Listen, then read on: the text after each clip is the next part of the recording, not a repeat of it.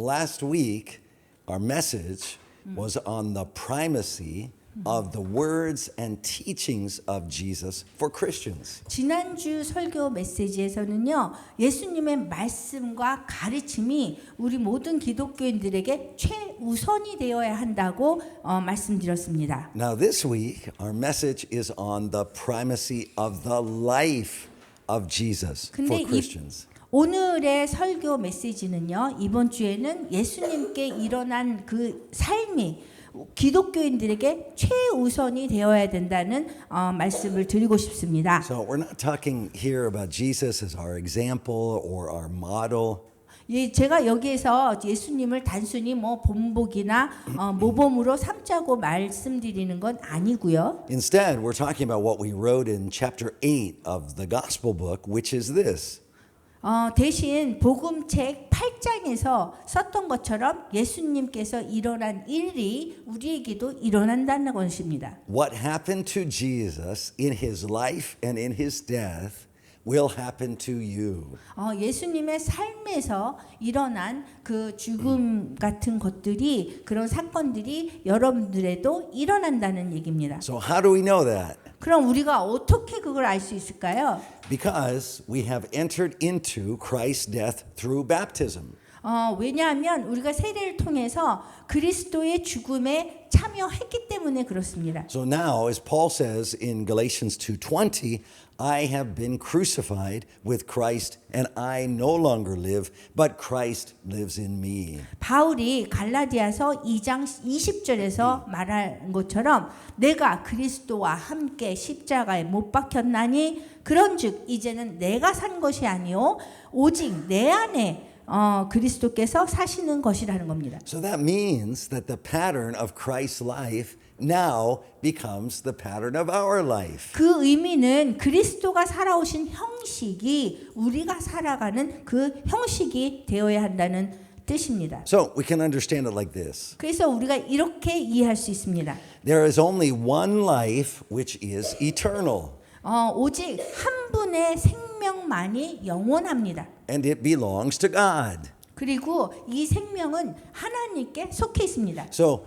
when we receive eternal life, we are receiving God's own life. 그래서 우리가 영생을 받는다는 그 의미는 하나님 당신의 생명을 우리가 받는다는 뜻입니다. Now, every kind of life has certain characteristics. 모든 종류의 그 생명에는 각각 그 특징이 있습니다. So, plant life has 그- certain characteristics. 생명의 식물의 생명에도 특징이 있고요. Animal life has 그다음에 certain characteristics. 동물의 그 생명에도 특징이 있고요. Human life has certain characteristics. 인간의 생명에도 특징이 있습니다. And divine life has the characteristic of laying itself down moment by moment for those under its care. 근데 하나님 생명에 대한 특징은 뭐냐면 당신이 돌보는 사람들을 위해서 매 순간 당신을 내어준다는 것이 하나님 생명의 특징입니다. So, when that divine life is given to us and it becomes the life by which we live, then the pattern of Christ's life, which is laying down his life for his friends, becomes the pattern of our life. 그렇기 때문에 하나님의 생명이 우리에게 주어진다면 그 생명으로 우리가 살아가는 그 생명이 되는데 그리스도의 삶의 형식, 즉 친구들을 위해서 당신의 생명을 내어주는 삶이 바로 우리의 삶의 형식이 되어야 한다는 겁니다. So when Adam and Eve sinned in the Garden of Eden, God said this in Genesis 3:22. 아담과 하와가 에덴 동산에서 죄를 지었을 때 하나님께서 이렇게 말씀하셨습니다. The man has now become like one of us, knowing good and evil. He must not be allowed to reach out his hand and take also from the tree of life and eat and live forever. 창세기 3장 22절 보라 이 사람이 선악을 아는 일에 우리 중 하나같이 되었으니 그가 그의 손을 들어 생명나무 열매도 따먹고 영생할까 하노라. So in other words, it was God's nature to offer his life freely to Adam and Eve even from the beginning through the tree of life. 다시 말하면 하나님은 처음부터 생명나무를 통해서 아담과 하와에게 당신의 생명을 기꺼이 주시는 본성을 갖고 계셨던 것입니다. But when Adam and Eve sinned and thus rejected God's word and God's direct, unmediated rule, God graciously prevented Adam and Eve from being able to receive God's life for their own selfish purpose of their sinful life continuing forever. 하지만 아담과 하와가 하나님 말씀을 거부하고 하나님의 직접적이고 중재 없는 통치를 거절했을 때 아담과 하와가 죄 안에서 영원토록 자신들의 이기적인 목적만을 위해서 하나님의 생명을 받는 것을 하나님의 은혜로 막으셨습니다. We can only receive God's life when we voluntarily lay down our old sinful life, dying to ourselves, dying to the world. 그래서 우리가 우리 자신의 오래되고 죄 많은 생명을 스스로 내려놓고 자신에게서 죽고 세상에 대해 죽을 때만 하나님의 생명을 받을 수 있게 되었습니다. That's what happens in baptism. 그러한 일들이 세례식에서 일어나는 것입니다. So God doesn't give us His life, His eternal life, so that our sinful, self-centered lives can continue forever and maybe gradually improve. 우리의 죄 많고 자기 중심적인 생명이 영원히 계속되거나 천천히라도 좋아지도록 하나님이 우리에게 영원한 생명을 주시는 것이 아닙니다. He gives us His eternal life so that we can voluntarily lay down our sinful, self-centered lives in His tomb and live instead by His life. 하나님은 우리가 죄 많고 자기 중심적인 삶을 자발적으로 스스로 그분의 무덤에 내려놓고 그 대신 그분의 삶을 살도록 영원한 생명을 주시는 겁니다. That's why Jesus says today in the scripture reading, 그래서 지금 마태복음 10장 38절에서 예수님이 이렇게 말씀하십니다. anyone who does not take up his cross is not worthy of me. 자기 십자가를 지고 나를 따르지 않는 자는 내게 합당하지 아니하리라. Whoever finds his life will lose it, and whoever loses his life for my sake will find it. 자기 목숨을 얻는 자는 잃을 것이요 나를 위하여 자기 목숨을 잃는 자는 얻으리라. You see, taking up one's cross doesn't just mean suffering. 이 십자가를 진다는 얘기는요 단순히 고통을 겪는다는 의미만은 아닙니다. It means laying down one's life for others. 이 얘기는 다른 사람을 위해서 자신의 삶을 생명을 내려놓는 것을 의미합니다. This is the characteristic of God's own life. 이것이 하나님의 생명이 가지는 성품입니다. So, at baptism, when we lay down our sinful, self-focused life in Jesus' tomb, the life we receive in its place, which is God's own life, is a life that lays itself down for others. 세례를 받으면서 우리가 예수님의 무덤에 우리의 죄 많고 자기 중심적인 삶을 내려놓을 때 그 자리에서 하나님은 당신의 생명을 이렇게 우리에게 주게 되고 이건 뭐냐면 다른 사람을 위해서 자신을 내려놓는 그런 생명을 주시는 겁니다. So, God's life that is in us will always move in the direction of laying down our life, or rather God's life which is now in us, for others. 그리고 우리 안에 있게 되는 하나님의 생명은 항상 우리가 다른 사람들을 위해서 우리 생명이나 우리 안에 지금 있는 하나님의 생명을 내려놓도록 인도할 것입니다. Now, the eternal life that we receive at our baptism, God's own life, is not a thing. 우리가 세례를 받으면서 받는 영원한 생명은 하나님의 생명인데요. Right. 이거는 물건이 아닙니다. Eternal life, God's own life, is a person, the Holy Spirit. 이 하나님 당신 자신의 생명이 영생인데요. 이분은 한 분입니다. 성령님입니다. So when you receive the Holy Spirit at baptism, He does not work in your life by nudging you to gradually improve your behavior. 그래서 세례를 받으면서 성령을 받을 때 성령님이 여러분의 삶 속에서 여러분 행동이 점차 더 좋아지도록 여러분을 살짝 자극하는 일을 하지 않으십니다. In fact, the Holy Spirit does not rehabilitate your fallen human life. 사실 성령님은 여러분의 타락한 인간의 삶을 회복하지 회복시키지는 않습니다. That life you laid down at baptism. 왜냐하면 세례 받을 때 여러분들이 벌써 여러분 삶을 내려놓았기 때문입니다. So the Christian life is about learning to live by Christ's own life, which he has given to you as your life. 기독교인의 삶은 여러분에게 여러분의 삶이 되라고 주셨던 그리스도의 삶으로 살아가는 것을 배우는 과정입니다. That's why he says in the Great Commission, I will be with you always, even to the end of the age. 그래서 예수님은 지상 대명령에서 내가 세상 끝날까지 항상 너희와 함께 있으리라라고 말씀하셨습니다. He will be with you because ever since your baptism, he has been in you. 그 세례를 받으면서 여러분들이 예수님을 받았기 때문에 세상 끝날까지 함께 하신다는 겁니다. Now, when we're baptized, Jesus doesn't just jump in and take control of your life. 세례를 받았다고 해서 예수님이 그냥 우리 삶에 그냥 끼어드셔가지고 막 통제하고 컨트롤하는 것이 아닙니다. Jesus tells a parable where he says, when you're invited to a banquet, take the lowest seat. Then the host can invite you up to the best seat. But if you take the best seat, the host may move you down. 예수님은 이런 비유를 하십니다.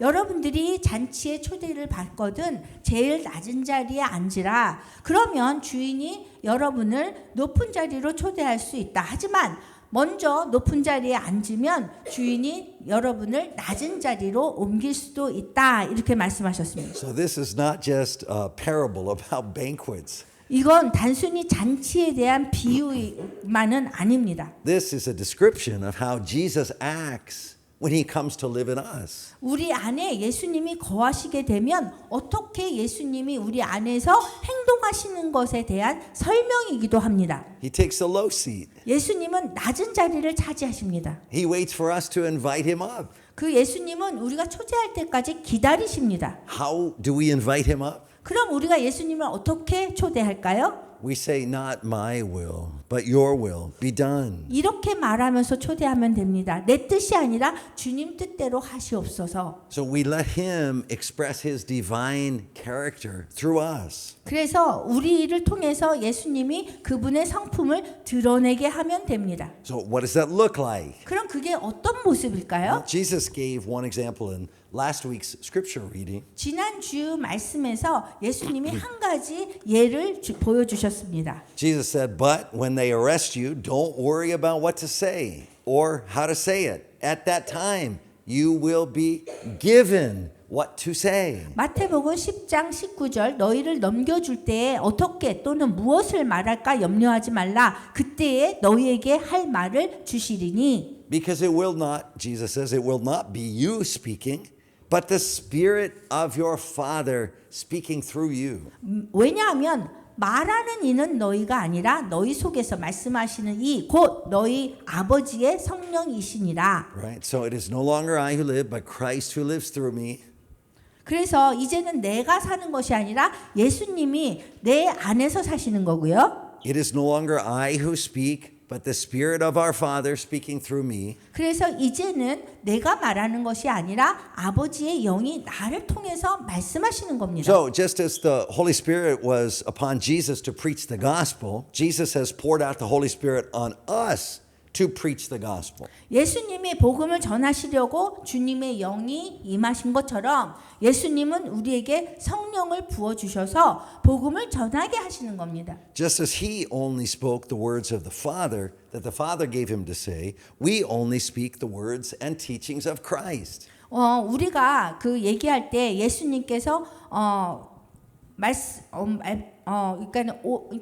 아버지가 예수님께 말씀하시라고 한 말씀만 예수님이 하신 것처럼 우리도 그리스도의 말씀과 가르침만 전하는 겁니다. So just as Christ experienced suffering when he preached the gospel, so also we will experience suffering as we preach the gospel. 예수님이 복음을 전할 때 고난을 경험하신 것처럼 우리도 복음을 전할 때 고난을 경험합니다. So the same enemies that attacked Christ now attack us because we bear Christ's name and are marked with his seal. 그 예수님을 공격했던 똑같은 똑같은 원수들이 지금 우리를 공격합니다. 그 이유는 우리가 그리스도의 이름을 가지고 있고 그분의 인치심을 받았기 때문입니다. Now, fortunately, Christ defeated all of those enemies on the cross.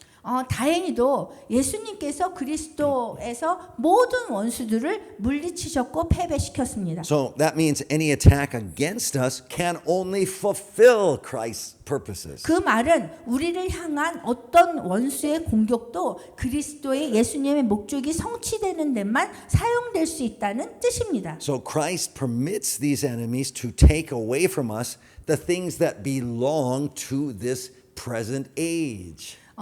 이러한 원수들이 이 현 세대에 속한 것, 심지어 우리 삶도 이 현 세대에 속했는데요. 우리의 생명까지도 우리에게 빼앗을 수 있도록 예수님이 허락은 하셨습니다. So that includes our lives. 우리의 생명은 허락을 하셨습니다. 이 세상 거기 때문에. But these enemies can't take away even one tiny bit of our inheritance from the new creation, which Christ is already giving us now in this present age. 근데 그 원수들이 빼앗을 수 없는 거는 그 새 창조, 즉 그리스도가 지금 이 현 세대에서 우리에게 주시는 새 창조로부터 받는 어떤 조그만 유산도 원수는 빼앗을 수 없다는 겁니다. So you may be thinking, but why would Christ permit the enemy to take away our houses, and our families, and even our lives? 여러분들이 이렇게 생각할 수 있습니다. 그러면 왜 예수님께서는 원수가 우리 집도 뺏고 가족도 뺏고 심지어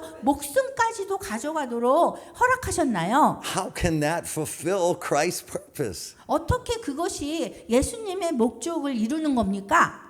The answer is this. 그 답은 이렇습니다. When we laid down our lives in his tomb and took up his life at our baptism, that was not a metaphor.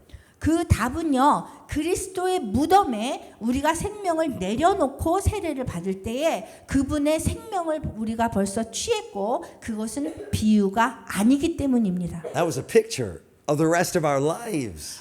우리의 남은 삶에 대해서 이게 보여주는 그림이었습니다. 그 세례식이. So our following Christ will lead to the loss of everything that this world considers precious. 예수님을 따른다는 것은 이 세상이 소중하게 여기는 모든 것을 우리가 잃는 길로 인도할 것이라는 겁니다. And Christ permits this to happen because we already consented to this when we laid down our lives at our baptism. 그리스도가 이러한 일이 일어나는 것을 우리에게 허락하신 것은 우리가 세례를 받음으로 벌써 우리의 생명을 내어놓을 때 이 길을 가기로 우리는 동의를 했기 때문입니다. That's why he says, whoever doesn't take up his cross cannot follow me. 그래서 예수님은 자기 십자가를 지지 않는 한 나를 따라올 수 없다라고 You 말씀하셨습니다. see, if we don't lose our own life, we will never learn to live by his life rather than our own life. 만약 우리가 우리 자신의 생명을 잃지 않는다면 자신의 삶이 아닌 그분의 삶으로 살아가는 방법을 절대 배우지 못할 겁니다. So it's only as there is less and less of our own life remaining that we live more and more by his life alone. 오로지 우리의 삶이 점점 줄어들 때만 우리는 점점 그분의 삶으로 살아가게 되는 겁니다. Christ even encourages us to lay down everything of value rather than having it taken away from us. 그리스도께서는요 우리에게 벌써 격려를 하셨어요.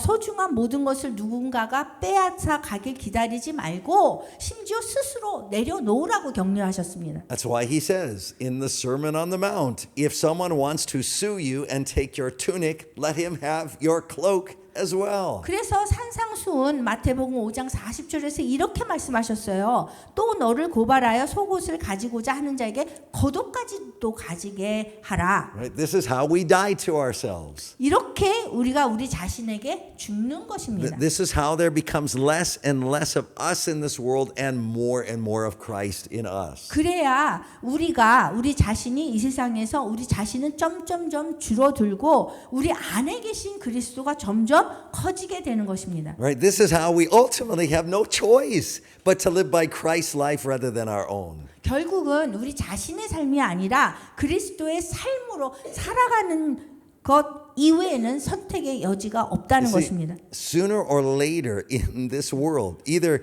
because of us voluntarily giving away the things of this world or because of the world taking away the things we don't give away, Christ's life will be all we have left to hold on to and live by. 이 세상에서 우리가 살 때 언젠가는 혹은 나중에 세상의 것을 자발적으로 내려놓든지 아니면 우리가 스스로 세상의 것을 자발적으로 내려놓지 않는 것 때문인지 아니면 우리가 스스로 내려놓지 않는 것을 세상이 뺏어가는 것 때문인지 하여튼 간에 그리스도의 삶이 바로 우리가 남아있는 그걸 꽉 잡고 살아갈 수밖에 없는 유일한 전부가 될 것입니다. See, this is what we committed to in our baptism. 우리가 세례를 받을 때 이거에 대해서 헌신을 한 것입니다. Laying our sinful life down and taking up His eternal life so that we can continually lay down this eternal life for others. 그래서 우리의 죄악된 생명을 내려놓고 그리스도 예수님의 영생을 우리가 받아서 그 영생을 다른 사람을 위해서 계속 내려놓을 수 있는 것입니다. So that's what it means for the pattern of Christ's life to become the pattern of our life. 이것이 바로 예수님의 삶의 형식이 우리 삶의 형식이 된다는 의미입니다. That's why Jesus says in the scripture reading today, 그래서 예수님은 오늘 성경 말씀에서 이렇게 말씀하셨습니다. it is enough for the student to be like his teacher and the servant like his master. 제자가 그 선생 같고 종이 그 상전 같으면 족하노라. Now, here's the key point. 여기 중요한 핵심이 있는데요. In baptism, we not only lay down our own life. 여기 그러니까 요약된 게요. 핵심이 뭐냐면 세례를 받을 때 단지 우리 자신의 생명을 내려놓는 것뿐만 아니라 혈육의 가족에서의 우리의 자리도 내려놓는다는 겁니다. We also laid down our place in our flesh and blood family and took our place in Jesus' family. 그래서 혈육으로 맺어진 그 가족에서의 우리의 자리를 내려놓고 예수님 가족에서의 우리 자리를 취해야 된다는 겁니다. So Jesus says in today's reading, 그래서 예수님께서 오늘 읽은 그 말씀에서 이렇게 말씀하셨습니다. anyone who loves his father or mother more than me is not worthy of me. Anyone who loves his son or daughter more than me is not worthy of me. 마태복음 10장 37절 보면 아버지나 어머니를 나보다 더 사랑하는 자는 내게 합당하지 아니하고 아들이나 딸을 나보다 더 사랑하는 자도 내게 합당하지 아니하며. Now,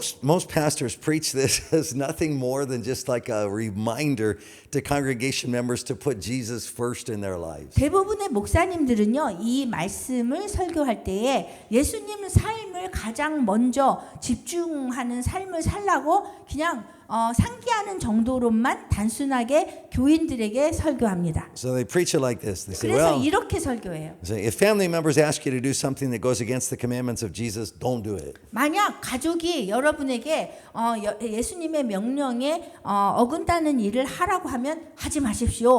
And if family members try to stop you from doing something that Jesus commands, you still need to do it. 가족들이 여러분들에게 예수님의 명령을 따르는 것을 막으려고 하면 하셔야 됩니다. 따라 순종하셔야 됩니다. But the Bible also says you need to honor your parents and take care of your family, so make sure you do that too. 하지만 성경은 부모를 공경하고 가족을 돌보라고 했으니까 그건 반드시 하도록 하십시오. But that is not what Jesus is teaching here. 그런데요, 여기에서 가르친 예수님의 가르침은 그게 아닙니다. In fact, Jesus' difficulties with his own family members are one of the most commonly quoted sections in all of the Gospels. 사실은요, 예수님이 당신의 가족과 겪으신 그 어려움은요, 사복음서 전체에서 자주 언급되는 주제 중 하나입니다. So in the Gospel of Mark, when Jesus calls the 12 disciples and he starts to teach them, 마가복음에 보면요, 예수님이 12제자를 불러놓고요, 그들을 가르치기 할 때를 한번 말씀을 읽어보겠습니다. we read this in Mark 3:21. 마가복음 3장 21절부터입니다. When his family heard about this, they went to take charge of him, for they said, he is out of his mind. 예수의 친족들이 듣고 그를 붙들러 나오니 이는 그가 미쳤다 하밀러라. And then we read a few verses later on. 그리고 나중에 또 계속 읽다 보면요. A crowd was sitting around him and they told him, your mother and brothers are outside. They're looking for you. 그 3장 32절에서 무리가 예수를 둘러 앉았다가 여짜오되 보소서 당신의 어머니와 동생들과 누이들이 밖에서 찾나이다. But Jesus said, who are my mother and who are my brothers? 근데 예수님이 답을 누가 내 어머니며 동생들이냐 말씀하셨어요. Then he looked at those who were seated in a circle around him and he said, here are my mother and my brothers. 그리고 이렇게 둘러서 앉은 자를 보시며 이르시되 내 어머니와 내 동생들을 보라. Whoever does God's will is my brother and sister and mother. 누구든지 하나님의 뜻대로 행하는 자가 내 형제요, 자매요, 어머니이니라. And a few chapters later on, Jesus says this. 그리고서는 몇 장이 지난 후에 예수님은 또 이렇게 말씀하십니다. Don't call anyone on earth father, for you have one father, and he is in heaven. 마태복음 23장 9절 땅에 있는 자를 아버지라 하지 말라. 어떤 사람이라도 땅에 있는 사람을 아버지라고 부르지 말라는 거예요. 너희의 아버지는 한 분이시니 곧 하늘에 계신 이니라. Jesus also says this. 그리고 예수님이 또 이렇게 말씀하십니다. I tell you the truth. No one who has left home or brothers or sisters or mother or father or children or fields for me in the gospel will fail to receive 100 times as much in the present age. Homes, brothers, sisters, mothers, children, and fields, and with them persecutions, and in the age to come, eternal life. 예수님께서 이르시되 내가 진실로 너희에게 이르노니 나와 복음을 위하여 집이나 형제나 자매나 어머니나 아버지나 자식이나 전토를 벌인 자는 현세에 있어 집과 형제와 자매와 어머니와 자식과 전토를 100배나 받되 박해를 겸하여 받고 내세에 영생을 받지 못할 자가 없느니라. So through all of these teachings that we've just been reading, we can see that Jesus is not just calling us to love him more than our flesh and blood family members. 그래서 이런 모든 가르침을 통해서 예수님이 단순히 우리에게 혈연 가족보다 당신을 더 사랑하라 이렇게 부르신 것이 아니라는 걸 알 수 있습니다. Jesus is lifting us out of our flesh and blood family and placing us into his family, since it is no longer we who live, but he who lives through us. 더 이상 우리가 사는 것이 아니라 예수님이 우리 안에 사시고 있기 때문에 그 이유로 예수님은 우리를 혈연 가족에서 이렇게 꺼내서 들어서 당신의 가족 안으로 넣고 계신 겁니다. Now, the last scripture we read, the one that says, no one who leaves home or mother or brothers or sisters, that scripture, that's the ending of the story of the rich young ruler. 여기 금방 읽은 집이나 형제 자매를 떠난 사람은 아무도 없다라는 그 부자 청년 이야기의 끝부분이 있는데요. Almost everybody believes the story of the rich young ruler is about money. 그 이야기를 거의 모든 사람들이 부자 청년 이야기가 돈에 관해서 얘기한 거라고 잘못 생각하고 있습니다. But it's not about money. 근데 이건 돈에 대한 얘기가 The 아닙니다. story of the rich young ruler is about how Jesus defines family. 부자 청년의 이야기는 어떻게 우리가 예수님이 가족을 정의하시는지에 대한 이야기입니다. So the rich young ruler comes to Jesus in order to ask how to inherit eternal life. 그래서 부자 청년이 예수님께 와서 영생을 얻으려면 어떻게 해야 합니까? 라고 물어요. And so Jesus says, well, you know the commandments, and among the commandments he lists is honor your father and mother. 그래서 예수님께서 말씀하시길 너는 계명들을 잘 알고 있잖아. 그러면서 내 부모를 공경하라고 말씀하십니다. And the rich young ruler says, oh yeah, I've done these all my life. 근데 부자 청년은 맞아요. 내가 그거 다 지키고 있습니다. But Jesus then says, oh, wait, there is one other thing. 근데 예수님은 거기에다가 근데 한 가지가 더 있어. 이렇게 말씀하세요. And here's the point. 여기에 핵심이 있습니다. This one other thing is not one thing in addition to what you've already done. 이 한 가지가 더 있다는 얘기는 이미 한 일에 대해 더해서 한 가지가 있다는 것이 아니라는 겁니다. It's a totally different thing than anything the rich young ruler or you have ever done. 이 한 가지가 더 있다는 거는 그게 보면 부자 청년이나 여러분들이 이제까지 해온 어떤 것과도 완전히 다른 일입니다. And when you do this one thing that Jesus is talking about here, it makes everything that you've ever done, whether you've done good things or evil things, unimportant. 여러분들이 만약 여기에서 예수님의 말씀하신 한 가지 더란 것을 여러분들이 한다면 좋은 일이든 나쁜 일이든 지금까지 여러분이 해온 모든 것은 중요하지 않게 됩니다. That's because this one other thing is the only thing that is necessary in order to inherit eternal life. 왜냐하면 이 한 가지 더라는 것이 영생을 얻는데 필요한 유일한 것이기 때문입니다. What is this one other thing? 그러면은 한 가지 더 그 내용이 무엇일까요? Leaving behind everything in order to enter the kingdom of God and follow Jesus. 하나님 나라에 들어가고 예수님을 따르기 위해서 모든 것을 뒤로 하고 떠나는 것입니다. See, that is Jesus' point to the rich young ruler and to us. 그 핵심이 바로 예수님이 부자 청년에게 또 우리에게 전하시고 싶은 메시지인 겁니다. We must give up everything in order to pursue the kingdom of God. 우리는 모든 것을 포기하고 하나님 나라를 쫓아가야 됩니다. This is why Peter responds correctly by saying, "We left everything to follow you." 왜냐하면 베드로가 우린 모든 걸 버리고 주님을 따랐습니다. 예수님이라고 말하고 있잖아요. See, it's not only money that the rich young ruler and us must leave behind. 부자 청년이나 우리가 포기해야 되는 건 단지 돈만이 아닙니다. We must give up everything in order to pursue the kingdom. 하나님 나라를 쫓으려면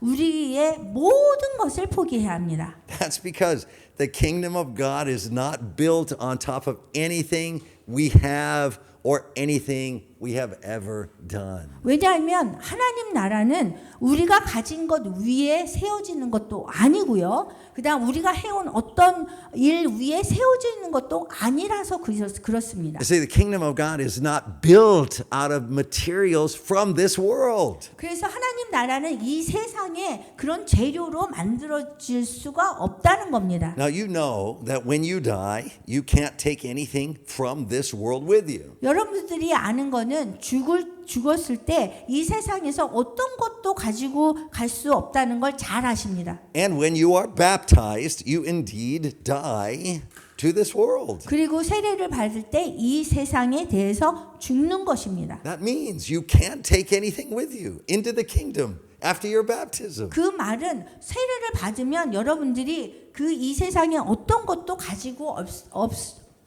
갈 수 없다는 뜻입니다. You enter the kingdom like a helpless orphaned infant, and you are adopted by and raised by Christ and Christ's family. 여러분들이 하나님 나라에 들어갈 때 마치 아무 도움도 받을 수 없는 고아, 아기처럼 하나님 나라에 들어가는 거고요. 그런 다음에 예수님과 그분의 가족에게 입양되어서 길러지는 겁니다. So that's why Jesus concludes the story about the rich young ruler by talking about leaving home and brothers and sisters and mother and father and children for Jesus' sake and for the sake of the gospel. 그렇기 때문에 예수님은 부자 청년에 관한 이야기를 마치시면서 예수님을 위해서 그리고 복음을 위해서 집과 형제, 자매, 어머니와 아버지, 자녀들을 떠나는 그런 이야기를 하시는 겁니다. As the old Korean saying goes, you cannot catch two rabbits. 한국의 옛날 속담에 이런 말이 있습니다. 두 마리 토끼를 잡을 수 없다. You can't catch the kingdom of God and a good family life by this world standards. 여러분들이 하나님 나라와 이 세상에서 정의하는 좋은 가족의 삶을 함께 동시에 잡을 수 없다는 겁니다. You can only catch one or the other. 여러분들이 둘 중에 하나만 선택할 수 있습니다. That's why Jesus ends today's scripture reading by saying, whoever finds his life will lose it. And whoever loses his life for my sake will find it. 그래서 예수님은 오늘의 성경 말씀을 이렇게 마무리하십니다. 자신의 생명을 얻는 사람은 잃을 것이요 나를 위해서 자신의 생명을 잃고자 하는 사람은 얻게 될 것이다. So if you expect Jesus to improve the quality of your life and your family's life according to this world's standards, you will be disappointed. 만약에요 여러분들이 예수님이 이 세상에서 여러분의 삶과 가족의 삶이 향상되는데 도움을 줄 거라고 기대하신다면 실망하실 겁니다. Because Jesus will lead you to give up the life of your dreams in order to follow him. 왜냐하면 예수님이 여러분들이 원하는 삶을 포기하고 당신을 따르도록 인도하실 것이기 때문입니다. You see, giving up everything is what baptism is all about. 포기하는 거, 그게 일부가 아니라 모든 것을 포기하는 것이 사실 실제로 세례의 So, 핵심입니다. if you want to see what giving up everything to follow Jesus looks like, look in Matthew 4:21 and 22. 예수님을 따르기 위해서 모든 것을 해야 되는 그런 모습이 어떤 모습인지 알기 원하신다면 마태복음 4장 21절에서 22절을 보면 됩니다. It says, going on from there, Jesus saw two other brothers, James, son of Zebedee, and his brother John. They were in a boat with their father Zebedee, preparing their nets. And Jesus called them.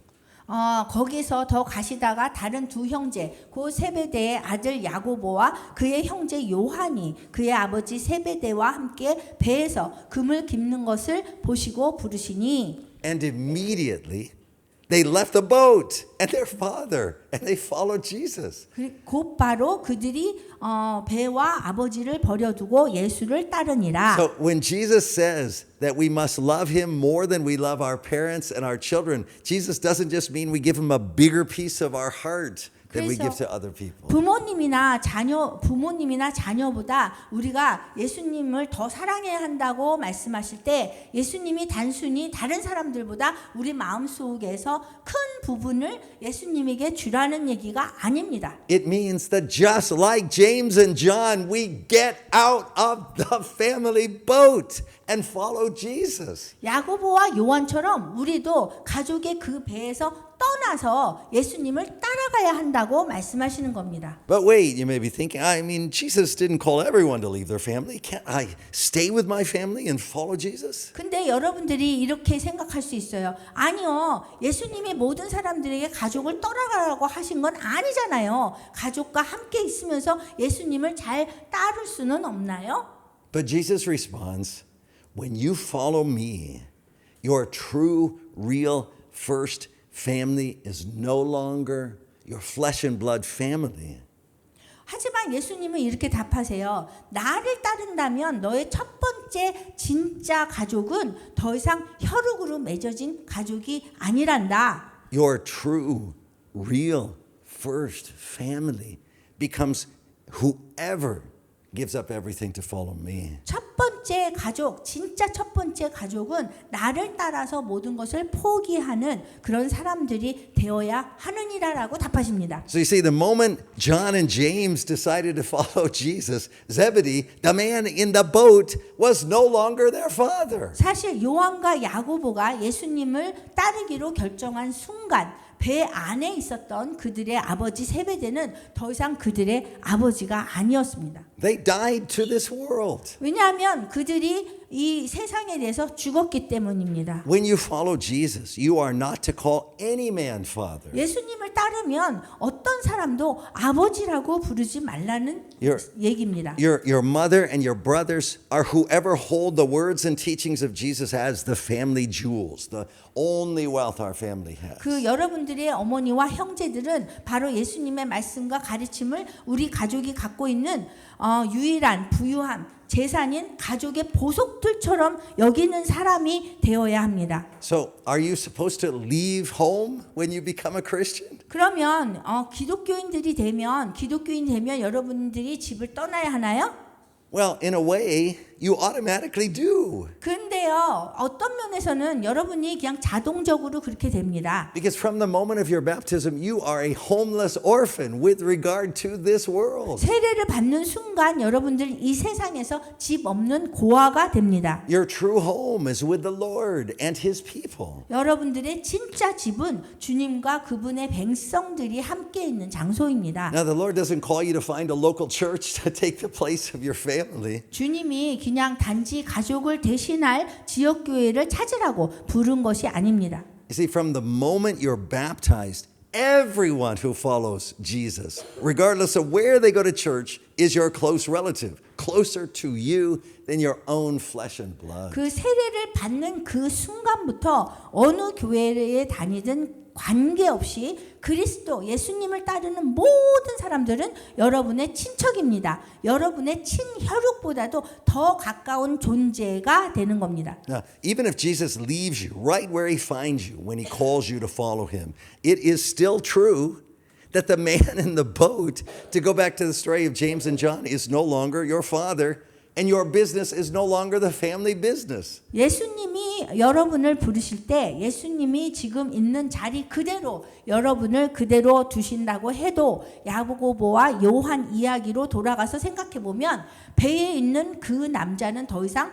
그들의 세배되는 아버지가 될 수 없고 여러분의 사업도 더 이상 그 가족 사업이 될 수 없습니다. Your business is seeking the kingdom of God. 여러분의 사업은 하나님 나라를 구하는 것이 여러분의 사업이 됩니다. That is why Jesus says the members of your household will become your enemies. 그래서 예수님은 내 집안 식구가 너의 원수가 될 거야라고 말씀하신 겁니다. Because you and the members of your household that do not know Jesus are serving two different masters. 왜냐하면 여러분을 모시는 여러분과 예수님을 모르는 가족 구성원들이 서로 다른 주인을 섬기고 있기 때문입니다. You're rowing the boat in two different directions. 여러분은 이 배를 젓고 있는데 지금 두 개의 다른 방향으로 가고 있는 겁니다. You are seeking two different kingdoms. 그래서 여러분들이 두 개의 다른 나라를 지금 쫓아가고 있는 겁니다. There can be no more peace for you with the world and with the children of this world, including your flesh and blood family members who are not following the Lord. 그래서 그곳에서 더 이상 여러분들은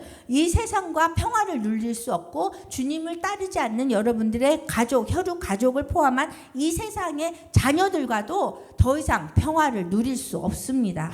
And if your flesh and blood family members are following the Lord, your family is still no longer your flesh and blood family, but instead everyone who is doing the will of the Father. 만약 여러분의 혈육 가족이 주님을 따르고 있다면 여러분의 가족은 아직 더 이상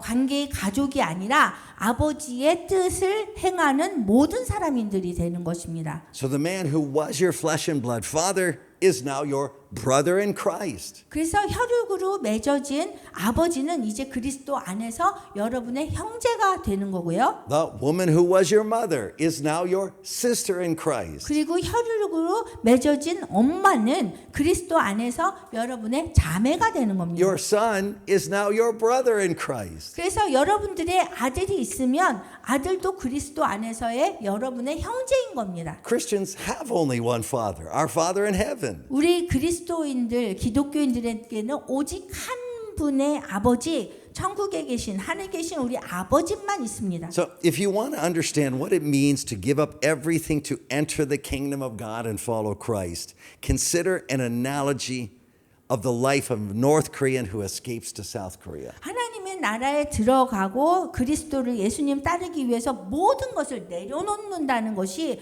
무엇을 의미하는지 이해하고 싶다면 북한에서 탈출해서 한국에 온 탈북민의 삶을 비유로 생각해 보십시다. So the World Cup is happening now as we're preaching this message. 지금 이 메시지를 전하는 지금 월드컵 축구 대회가 있습니다. So I read a story the other day about a North Korean defector who talked about his decision to leave North Korea. 저는 얼마 전에 이 북한을 탈출한 한 탈북민의 이야기를 읽었는데요. 평생을 살아왔는데 거기 북한에서 떠날 생각을 한 번도 해본 적이 없는 사람이 이제 북한을 떠나는 것이 가능한지도 모르는 사람이 떠난 거예요. He'd been living in North Korea his whole life. He had never thought about leaving. He didn't even know you could.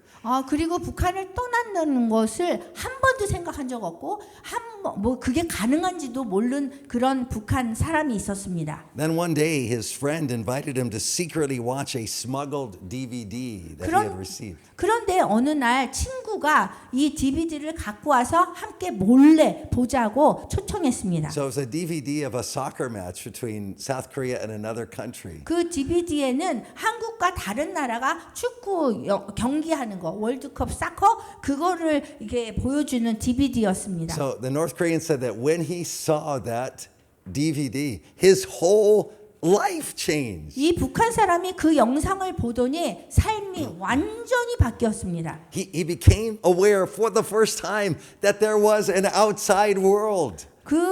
북한 바깥에 그 세상이 있다라는 걸 처음으로 알게 된 겁니다. And he realized that that outside world was the real world. 그리고 북한 바깥에 있는 그 세상이 진짜 세상이라는 것을 알게 And 되었습니다. he realized that the world he was living in North Korea was a lie. 그리고 그 사람이 깨달은 거는 북한에서 살고 있었던 자신의 그 세계는 거짓이었다는 걸 알게 That 됐습니다. everything he had been taught about reality was wrong. 지금까지 현실이라고 배워온 모든 것이 잘못된 것을 깨달았습니다. So the foundation of his life was deeply in the wrong things. 그래서 자신의 삶이 완전히 잘못된 것, 그 가짜 위에 자신의 삶이 깊이 세워졌다는 것을 알게 되었습니다. So he said from the moment that he watched that DVD, he couldn't get out of his head what he had seen. 그래서 그 북한 사람이 그 DVD를 본 순간부터 자신이 본 것을 머리에서 지울 수가 없었습니다. So what he saw on that DVD became the real world to him, and the world he was living in North Korea began to fade away. 그래서 그 사람에게는 DVD에서 본 그 세상이 그의 현실이 되었고 지금 자신이 북한에 살고 있는 세상은 더 이상 견딜 수 없는 가짜 세계가 되었습니다. So he couldn't stand to be in it even one more day. 그래서 하루라도 북한에서 가짜 세상에서 살 수가 없었습니다. So he still had to go to work, he had to go to self-criticism meetings, he had to do all the things that North Koreans do. 그렇지만 여전히 출근도 해야 되고 생활 총화에서 자기 비판도 해야 되고 북한 주민들이 해야 하는 것을 항상 해야 됐어요. But he resolved that he would escape from North Korea as soon as possible. 그렇지만 가능한 빨리 북한을 탈출하기로 결심했습니다. This is the key part. 이것이 아주 중요한 부분입니다. He said that he hoped that his family would go with him, but he knew that even if they refused, he would still go. 그 자신의 가족이 자기와 함께 가기를 바랬지만 가족이 설령 거부한다고 해도 나는 갈 거야, 그래도 갈 거야라고 그거를 알고 있었습니다. Because he knew that he could not, in good conscience, raise his family to be adults living in this fake world of North Korea. 왜냐하면 그 사람은 양심상 북한의 가짜 세상이라는 곳에서 아이들을 키워서 어른으로 성장시킬 수 없다는 것을 알고 있기 때문입니다. So entering the kingdom of God is like that. 하나님의 나라에 들어가는 것도 그런 것입니다. And actually, that analogy is not quite right because seeking the kingdom of God doesn't mean escaping from this world to a different place like heaven when you die. 사실 이 비유는 완전히 정확하진 않습니다. 왜냐하면 하나님의 나라를 쫓아가는 것이 여러분이 죽으면 천국에서 천국처럼 이 세상의 다른 장소로 도피하는 것을 의미하지 않기 때문입니다. So, if we wanted to make this analogy accurate, it would have to be like this. 그래서 우리가 북한의 비유를 아주 정확하게 들고 싶다면 이런 식으로 비유를 해야 됩니다. Imagine that South Korea changes its laws so that in order for North Koreans to be able to escape to South Korea, North Koreans must first declare their citizenship in South Korea while they are still inside North Korea. 만약에 남한의 법이 바뀌어서요, 북한 주민이 언제라도 남한으로 도망칠 수 있다고 상상을 해본다면 먼저 북한 안에 있을 때의 동안에 북한 주민이 남한의 국적을 먼저 선언해야 합니다. And so while they are still in North Korea, they have to put on South Korean clothes, speak in South Korean dialect,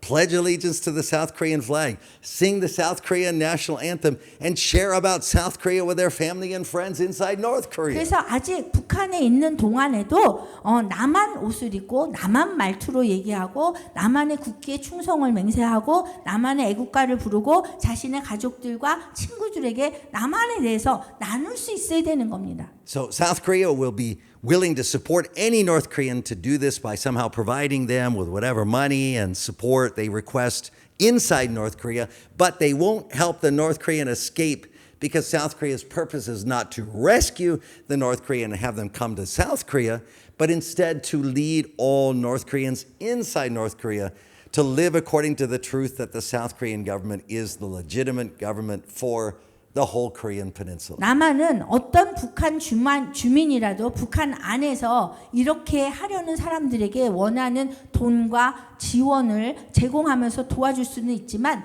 탈출을 도와주지 않습니다. 왜냐하면 남한의 그 목적은 북한 주민을 구출해서 여길로 한국으로 데려오는 것이 아니라 북한에 있는 모든 주민들이 한반도 전체의 정당한 정부가 바로 한국 정부다라는 그 진리에 따라서 살도록 인도하려고 하는 것이 목적이기 때문입니다. Entering the kingdom of God is like that. 그 하나님의 나라에 들어가는 것이 이렇게 하는 겁니다. Now you may be thinking that would be impossible. 여러분들이 그거는 불가능합니다라고 말할 수 있어요. A North Korean who did that would be killed instantly. 그렇게 한 북한 주민은 죽임을 당할 수 있을 거예요. Their family would turn against them. 가족들이 그런 사람들을 배신할 거고요. They couldn't continue to live an ordinary life inside North Korea. 북한 안에서 평범한 삶을 계속 그런 사람들은 살 수 없을 거예요. And in fact, following Jesus into the kingdom of God is exactly like that. 사실은요, 예수님을 따라서 하나님의 나라에 들어가는 것도 바로 그런 겁니다. It costs you everything. 여러분들의 모든 비용을 감당해야 되는 겁니다. Because it can only begin with your death 여러분- through baptism. 여러분의 모든 것을 걸어야 하는 그 이유는 세례를 통해서만 시작할 수 있는 자신이 죽는 것으로부터 시작되는 일이기 때문입니다. You know, this change from life in this world to life in the kingdom is a change so radical that you can't even really make an analogy that's correct. 이 세상의 삶에서 하나님의 나라에서 사는 삶으로 변화시키는 것은 너무 급진적이라 가지고요. 어떤 비유로도 완벽하게 설명할 수가 없습니다. That's why Jesus doesn't give any analogies in today's reading. He just states it directly. 그렇기 때문에 예수님은 오늘 설교 말씀에서 어떤 비유도 들지 않고 그냥 직접적으로 진리를 그냥 말씀하시는 겁니다. He says directly that following him redefines who is our family. 예수님을 따른다는 건 누가 우리의 가족인지를 새롭게 정의하는 것입니다. He warns us that following him means having conflicts with our flesh and blood family and even with the government. 예수님이 우리에게 경고한 것은 예수님을 따라간다는 건 육신의 가족, 심지어 정부와도 갈등을 감수해야 된다는 얘기입니다. That's because following him means acknowledging one Lord. 왜냐하면 예수님을 따라간다는 것은 오직 한 분이신 우리 아버지, 한 분이신 주님을 따라가는 거기 때문에 그렇습니다. And one Father. 우리가 따라가는 그 분이 한 분이시고요, 한 주인이시고요, 한 왕이시고요. So following Christ means giving up our life and taking up Christ. 그래서 이렇게 한다는 거는 우리 모든 거를 포기하고 삶을 포기하고 그리스도의 삶을 받아들이는 것입니다. Always for the sake of laying down this new life on behalf of others. 그리스도의 생명을 받아들이면 삶을 받아들이면 항상 다른 사람들을 위해서 우리도 새로 얻은 그리스도의 생명을 내려놓아야 한다는 것입니다. Amen.